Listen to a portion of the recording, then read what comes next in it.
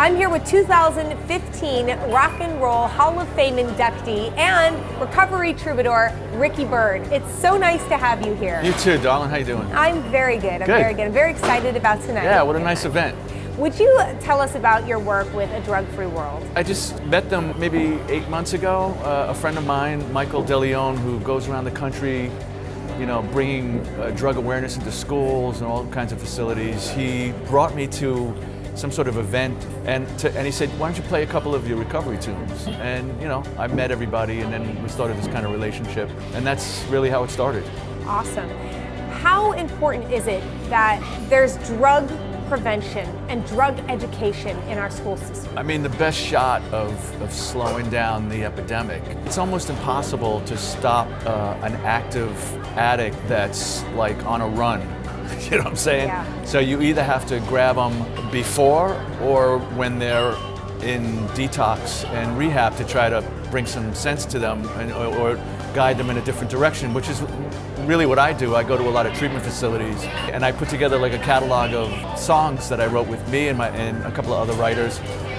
Recovery-based songs, you know, rock and roll tunes, no doubt, but they all have like a story about addiction, recovery, hope, inspiration. I'm clean 30 years this September. Congratulations. You know, clean and sober. So, I mean, it's songs for addicts and alcoholics by an alcoholic and an addict, you know. Being a musician, you know, I've been a guitar player since I'm 9, I started playing.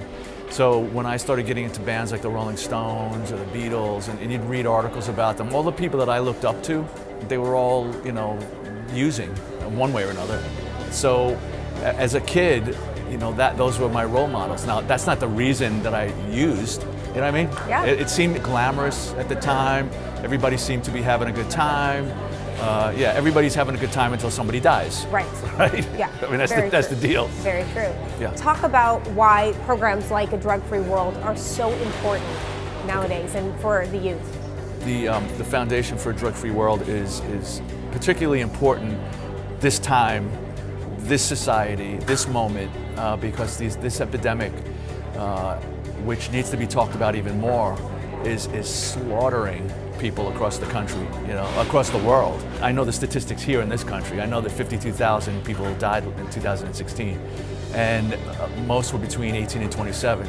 So to go into places and talk about prevention and going to schools, I went with them a few times into a school in Long Island City. You know, there's going to be a certain percentage of people that are going to be like, yeah, man, I'm good, you know, I got it, I got this. That's the famous line with an addict, right? I got this. And then some people are going to be, you know, wow, listen, this is a guy that's been through the mill, you know, and he's a rock guy, you know, and he's telling me the truth. And maybe I don't need to pick up a drink or a drug, you know. I tell my kid all the time, you know, there are people out there they've never had a drink or a drug. I mean, it's not a requirement to be in society. You could find happiness. So my dream is to have a rock and roll tour bus that says, have recovery, we'll travel on it. And I want to go around the country and play rock and roll shows, whether acoustic or with a full all-star band, and go into schools and facilities and this, that, and the other, you know, and just try to turn somebody's brain a little bit. So that's my thing right now, you know? And then I go out and do all these cool rock and roll shows. Yes. Well, thank you so much for what you do. Really appreciate it. Thanks for talking to me. Absolutely. And congratulations on your award this evening. Thank you.